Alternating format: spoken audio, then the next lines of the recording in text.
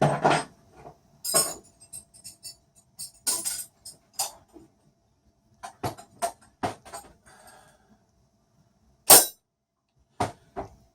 we're going to Lake Champlain. Aren't you excited? But before we can leave, there's just a couple things I need to do first. One of the items that my sailing buddy Greg put on my to-do list was to check out the vent for the port side fuel tank. I decided to replace it. While replacing the hose, I thought, gee, as long as I'm doing this, I might as well clean up the top of the fuel tank, or at least as much of it as I could reach.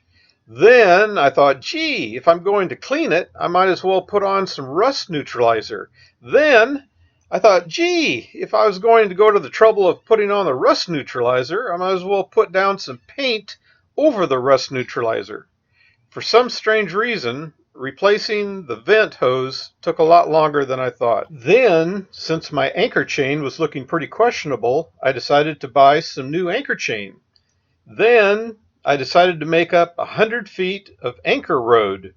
Then I decided to convert my anchor snubber line from one attachment point to 2 attachment points. Then I redesigned my dinghy hoisting system with new blocks that would give me a 4-to-1 mechanical advantage.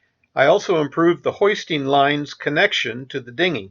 Then I decided to take the porta potty out of the forward head and replace it with a marine toilet connected to the sewage holding tank.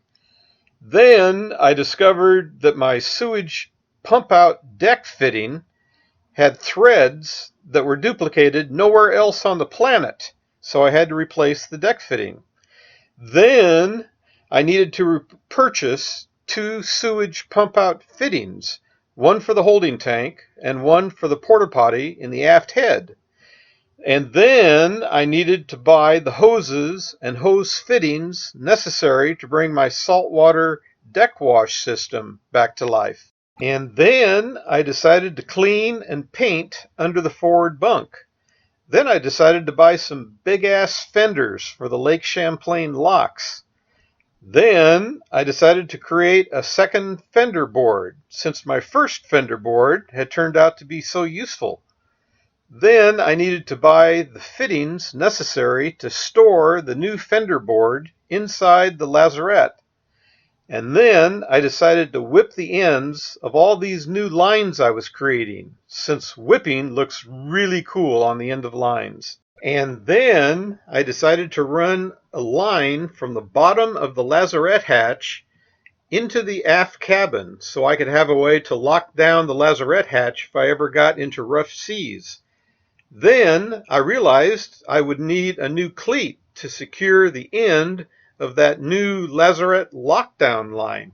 Then I decided to fill and re-drill the deadbolt hole on the port side sliding door. Then a couple days before I was supposed to leave for Lake Champlain, one of my alternators crapped out. I ended up having the alternators for both engines rebuilt. Then I decided to buy a new frying pan to replace the perfectly good 99-year-old Teflon frying pan that no one seemed to like besides me. Then I decided to lay down a little touch-up varnish where my brightwork had been violated by various pilings during my Albemarle loop trip. Then I decided to buy a life raft for the Atlantic Ocean portion of my trip. Then I decided to buy an EPIRB for the life raft. But that's about all I had to do before I figured I was ready to head to Lake Champlain. Like I said, it was only a couple things.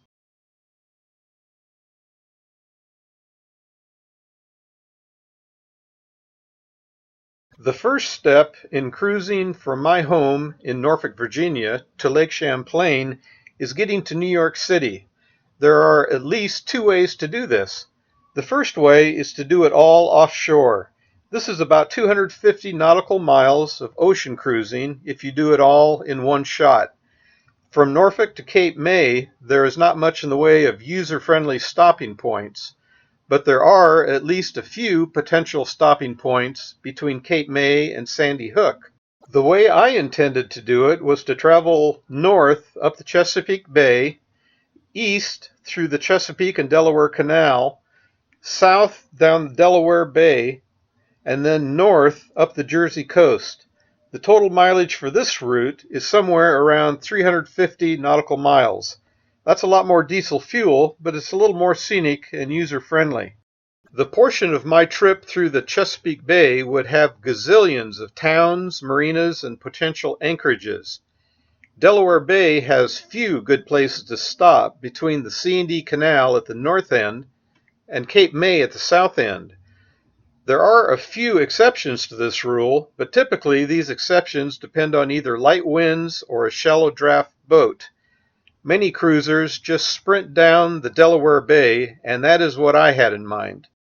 Cape May has a pretty good selection of both anchorages and marinas, but north of Cape May, some inlets are better than others. Also, since we are talking about the Atlantic Ocean, even the best inlets can be closed at times due to dangerous surf conditions. I am not an expert when it comes to the inlets between Cape May and Sandy Hook, but from what I have been able to learn, the list of inlets, starting with the most easy and ending with the most difficult, looks something like this. Since I am brand new when it comes to dealing with inlets along the Jersey coast, you would be well advised to do your own research and reach your own conclusions. Also, it should be noted that there is a protected coastal canal that runs along a portion of the New Jersey coastline. This canal has a reputation for shallow water, but some cruisers continue to use it. I'm sure it is more interesting than plowing up the Atlantic Ocean offshore, but I am also guessing that there are fewer flies and mosquitoes in the Atlantic Ocean than there are in the coastal marshes of New Jersey. Again, do your own research and reach your own conclusions. After the alternator rebuild crisis had been resolved, we finally left for Lake Champlain on a sunny Saturday morning. My friends Tim and Janet from Seattle would accompany me on this first leg of the trip. We almost had to turn back that morning. I noticed that the oil pressure gauge for the starboard engine was pegged at the maximum reading for the dial. Despite this, the engine seemed to run just fine. I initially started looking at what I thought was the oil pressure sender that talked to the oil pressure gauges by the helm. But Tim figured out I was looking at the oil pressure switch that talks to the alternator. Once I got back into the engine room and found the correct oil pressure sending unit, the problem became obvious.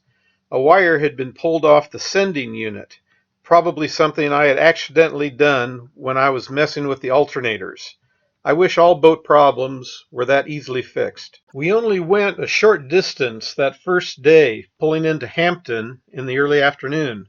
Hampton was having its Pirate Days celebration, and all the boat slips at the Hampton public piers were full. We went over to Blue Water Yachts instead. It was a nice marina, but a further walk into town.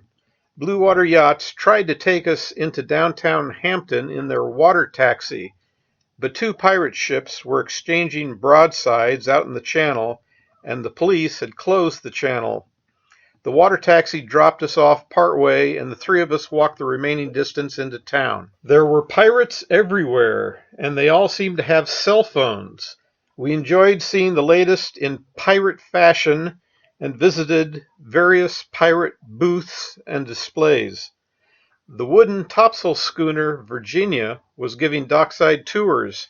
I was told that the Virginia had 12-foot draft, and I was also told that the channel depth leading into Hampton was 12 feet at high tide. That must have been interesting, getting that big-ass sailboat into Hampton without going aground.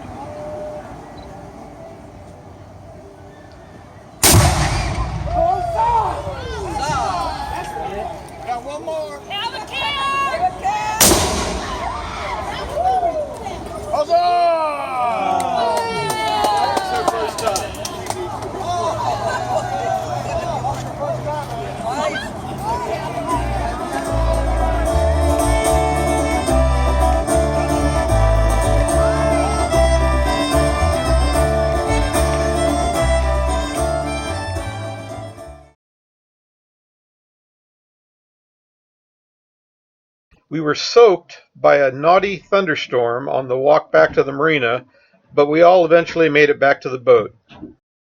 On Sunday morning, we planned on heading up to Mobjack Bay. Before leaving, I wanted to fill up the starboard fuel tank at the Blue Water fuel dock, but we encountered some technical difficulties as we were trying to leave our slip. Eventually, we discovered the perfect solution to our undocking problem. We just took the piling with us.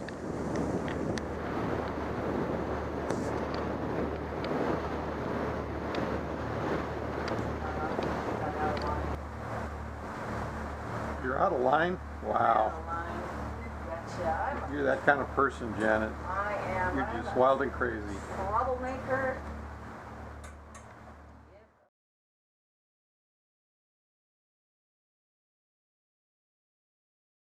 The weather was cloudy with a few rain showers prowling around, but not much in the wind department, which was fine with us. It was interesting to watch the rain showers move through the area on the boat's radar.